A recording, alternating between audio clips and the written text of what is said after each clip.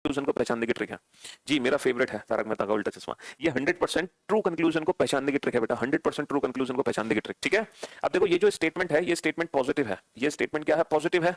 अच्छा, अब अगर आप स्टेटमेंट्स पे ध्यान दें तो बेटा ये नेगेटिव स्टेटमेंट है, ये नेगेटिव है, ये नेगेटिव है, ये नेगेटिव है। आप कह रहे होगे सर ये नेगेटिव क्यों है?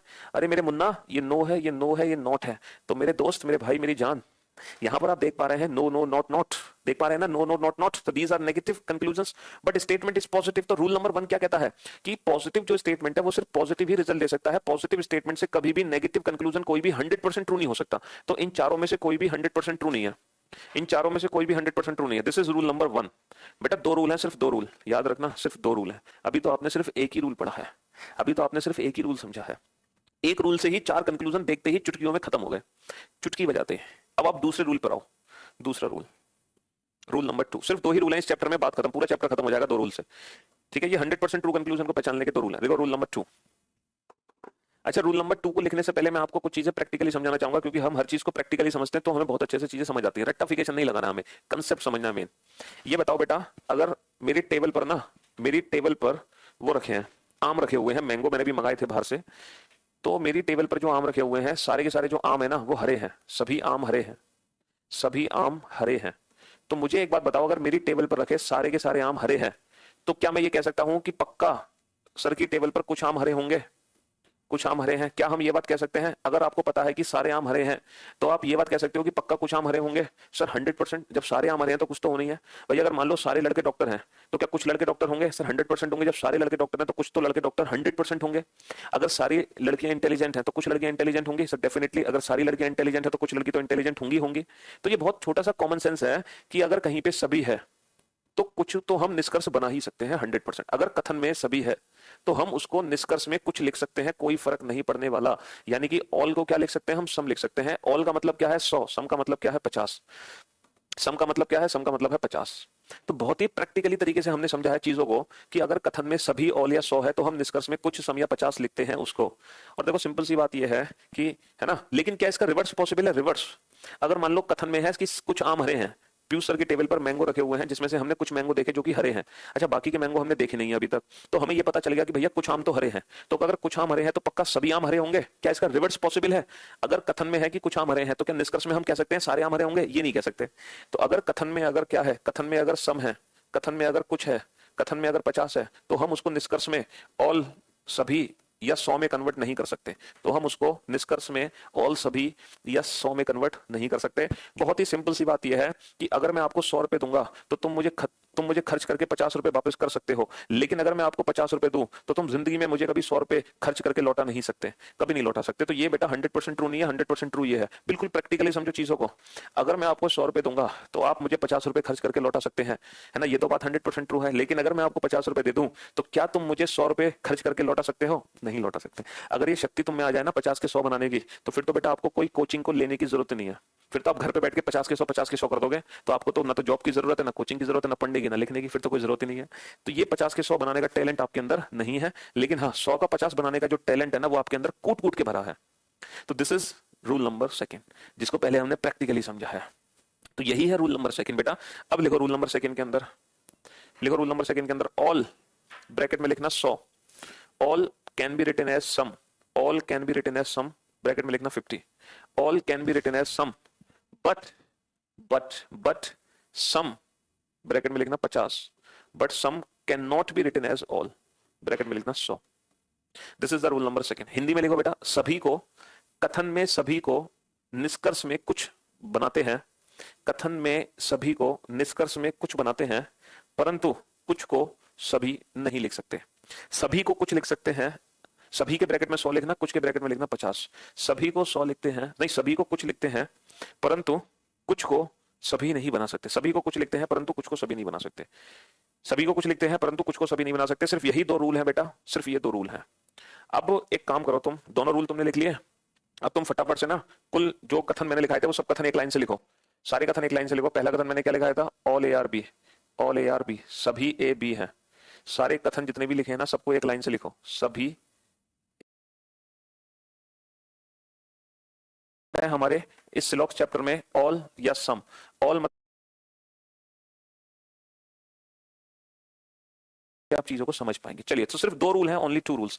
अब आप कहोगे सर सिर्फ 2 रूल है, आप तो कह रहे थे कि सर ये चैप्टर खत्म होगा 7-8 दिन में, और आप कह रहे हो सिर्फ 2 रूल हैं। जी हाँ बेटा, सिर्फ 2 ही रूल है और 7-8 दिन चलेगा चैप्टर। मैं ढेर सारी प्रैक्टिस कराऊंगा लाइव क्लास में इस चैप्टर के। हाँ जी, लिखो रूल नंबर 1, रूल नंबर 1 लिखो। रूल ये नहीं कह सकते। तो अगर कथन में अगर क्या है, कथन में अगर सम है, कथन में अगर कुछ है, कथन में अगर 50 है, वैल्यू होती है 100। अच्छा ये बताओ, इन दोनों में से इन चारों सभी ए बी है, ए और बी की जगह कि भैया कुछ आम तो हरे हैं, तो अगर कुछ आम हरे हैं तो पक्का कर सकते हैं। बहुत ही सिंपल सी बात, प्रैक्टिकली समझो चीजों को। अगर मैं आपको 100 रुपए दूंगा तो आप मुझे 50 रुपए खर्च करके लौटा सकते हैं, है ना, ये तो बात 100% ट्रू है। लेकिन अगर मैं आपको 50 रुपए दे दूं तो क्या तुम मुझे 100 रुपए खर्च करके लौटा सकते हो? नहीं लौटा सकते। अगर ये शक्ति तुम में आ जाए ना 50 के 100 बनाने की, तो फिर तो बेटा आपको कोई कोचिंग को लेने की जरूरत नहीं है। फिर तो आप घर पे बैठ के 50 के 100 50 के 100 कर दोगे, तो आपको तो ना तो जॉब की जरूरत है, ना कोचिंग की जरूरत है, ना पढ़ने की, ना लिखने की, फिर तो कोई जरूरत ही नहीं है। तो ये 50 के 100 बनाने का टैलेंट आपके अंदर नहीं है। लेकिन हाँ, 100 का 50 बनाने का जो टैलेंट है ना, वो आपके अंदर कूट कूट के भरा है। तो दिस इज रूल नंबर 2, जिसको पहले हमने प्रैक्टिकली समझा है। तो यही है रूल नंबर 2 बेटा। अब लिखो रूल नंबर 2 के अंदर, लिखो रूल नंबर 2 के अंदर ऑल, ब्रैकेट में लिखना 100, all can be written as some, all can be written as some, bracket में लिखना 50, all can be written as some, but but some, bracket में लिखना 50, but some can not be written as all, bracket में लिखना 100। This is the rule number 2। Hindi में लिखो बेटा, सभी को, कथन में सभी को, निष्कर्ष में कुछ बनाते हैं, कथन में सभी को निष्कर्ष में कुछ बनाते हैं, परंतु कुछ को सभी नहीं लिख सकते। सभी को कुछ लिख सकते हैं, सभी के ब्रैकेट में 100 लिखना, कुछ के ब्रैकेट में लिखना 50। सभी को 100 लिखते हैं, नहीं सभी को कुछ लिखते हैं, परंतु कुछ को सभी नहीं बना सकते। सभी को कुछ लिखते हैं परंतु कुछ को सभी नहीं बना सकते। सभी को कुछ लिखते हैं परंतु कुछ को सभी नहीं बना सकते। सिर्फ यही 2 रूल है बेटा, सिर्फ ये 2 रूल है। अब एक काम करो, तुम दोनों रूल तुमने लिख लिए, अब तुम फटाफट से ना कुल जो कथन मैंने लिखाए थे वो सब कथन एक लाइन से लिखो, सारे कथन एक लाइन से लिखो। पहला कथन मैंने क्या लिखाया था? All A are B, all A are B, सभी ए बी है। सारे कथन जितने भी लिखे हैं ना, सबको एक लाइन से लिखो, सभी ए बी है, सभी ए बी है। ए और बी की जगह दुनिया के कोई भी 2 शब्द का यूज किया जा सकता है, और इसकी नेगेटिव फॉर्म थी no A is B, no A is B, कोई ए बी नहीं है, कोई ए बी नहीं है। तीसरा लिखो बेटा, सम ए आर बी, ये लिखो बेटा मेरे साथ, कुछ ए बी है, कुछ ए बी है, कुछ ए बी है, कुछ ए बी है। चौथा लिखो, सम ए आर नॉट बी, कुछ ए बी नहीं है, सम ए आर नॉट बी, कुछ ए बी नहीं है, कुछ ए बी नहीं है, कुछ ए बी नहीं है। अच्छा 2 कथन और हैं बेटा, 2 कथन और हैं, ओनली और ओनली अ फ्यू, लेकिन उनको हम अभी डिस्कस नहीं करने वाले, उनको तो तब डिस्कस करेंगे जब हम बैंकिंग लेवल तक पहुंच जाएंगे। अच्छा ये बताओ, इन दोनों में से, इन चारों में से कितने कथन पॉजिटिव कितने नेगेटिव है? सर ये दोनों पॉजिटिव है और ये दोनों नेगेटिव है। ये दोनों नेगेटिव क्यों है? क्योंकि नो और नॉट है। ये दोनों पॉजिटिव है और ये दोनों नेगेटिव है। चलो पॉजिटिव नेगेटिव तो आपको समझ आ गए, पॉजिटिव कौन सा नेगेटिव कौन सा है। अब आप ये बताओ, 100 50 की फॉर्म में डिवाइड करो, इस ए की वैल्यू कितनी है? सर ए जो है वो ऑल है, ऑल का मतलब ये 100 है। सर ये जो ए है ना, इसी की नेगेटिव फॉर्म है तो ये भी 100 है। सर ये जो ए है ना, ये सम है, सम यानी कि कुछ, कुछ का मतलब ये 50 है। सर ये जो ए है ये सम है, कुछ कुछ यानी कि सर इसकी वैल्यू 50 है। सर आपको ए की वैल्यू तो पता चल गई, जैसे सभी ए की वैल्यू कितनी है? 100। कोई ए में ए की वैल्यू कितनी है? 100। कुछ कुछ का मतलब कुछ, तो ए की वैल्यू है 50। कुछ कुछ का मतलब कुछ, कुछ का मतलब ए की वैल्यू है 50। लेकिन अब हम बेटा बी की वैल्यू डिसाइड करेंगे कि बी की वैल्यू क्या है। ए की वैल्यू तो हमने लिख ली, ए की वैल्यू हमने लिख ली, अब हम बी की वैल्यू लिखेंगे एग्जैक्टली बी की वैल्यू क्या है। तो इसकी एक ट्रिक है बेटा, कि जो पॉजिटिव कथन होते हैं ना, उनमें जो ऑब्जेक्ट होता है उसकी वैल्यू बेटा होती है 50, और जो नेगेटिव कथन होते हैं उसमें जो ऑब्जेक्ट होता है उसकी वैल्यू होती है 100। बेटा ये एक राज की बात है जो आपको पता है। ये क्या है? ये है राज की बात, जो सिर्फ आप लोग जानते हैं और कोई नहीं जानता।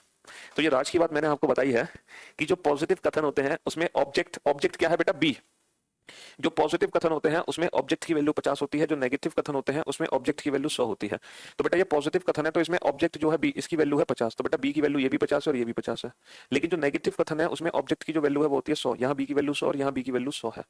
जो पॉजिटिव कथन है उसमें जो ऑब्जेक्ट है उसकी वैल्यू 50 होती है बेटा, और जो नेगेटिव कथन है उसमें जो ऑब्जेक्ट है उसकी वैल्यू होती है 100। तो कुल मिलाकर आप हर कथन में ए और बी की वैल्यू को, ए और बी की वैल्यू को डिफाइन कर सकते हैं। जैसे मैं आपसे कहूं कुछ, जैसे मैं आपसे कहूं कुछ कुत्ते बिल्ली हैं, कुछ कुत्ते बिल्ली हैं, तो बेटा कुत्ते बिल्ली की वैल्यू क्या है? या मैं आपसे कहूं कुछ कुत्ते बिल्ली नहीं है, तो अब कुत्ते बिल्ली की वैल्यू क्या है? तो आप बेटा वैल्यू को बहुत प्यार से डिफाइन कर सकते हो, बहुत प्यार से। सर ये पॉजिटिव कथन है, ये नेगेटिव कथन है? पहली बात, ये पॉजिटिव कथन है, ये नेगेटिव कथन है? अच्छा, कुत्ते की जो वैल्यू है वो दोनों में 50 है, यहां भी कुत्ते की वैल्यू 50 है, यहां भी कुत्ते की वैल्यू 50 है। भाई कुत्ते की वैल्यू तो दोनों में 50 है, क्योंकि ये कुछ कुछ रटने की कोई आवश्यकता नहीं है। बस यहां ये पॉजिटिव कथन होने की वजह से बिल्ली की वैल्यू 50 है, और ये नेगेटिव कथन होने की वजह से बिल्ली की वैल्यू 100 है। तो बेटा ये जो कथन है ये है 50-50, और ये जो कथन है ये है 50-100। अब आप बताओ, क्या 50-100 वैल्यू को रटना पड़ेगा? नहीं रटना पड़ेगा। पॉजिटिव नेगेटिव को रटना पड़ेगा? नहीं रटना पड़ेगा। और ये जो चारों कथन आपने लिखे हैं, और इसके बाद जो दो रूल आपने लिखे हैं, और ये जो राज की बात है, राज की बात के बाद इसको मैं हटा दूं, ये जो दो रूल आपने लिखे हैं, ये चार कथन, ये राज की बात, इसके बाद दोनों रूल भी यही लिख लेते हैं, रूल नंबर 1 और रूल नंबर 2। ये पूरा सिलॉक्स चैप्टर आपका सॉल्व करेगा। रूल नंबर 1 पॉजिटिव से पॉजिटिव आंसर, नेगेटिव से नेगेटिव आंसर। रूल नंबर 2 100 को 50 लिख सकते हैं, लेकिन हम 50 को कभी भी 100 नहीं लिखते। तो बेटा ये जो पेज है ना, ये आपका मेन पेज है सिलॉक्स का।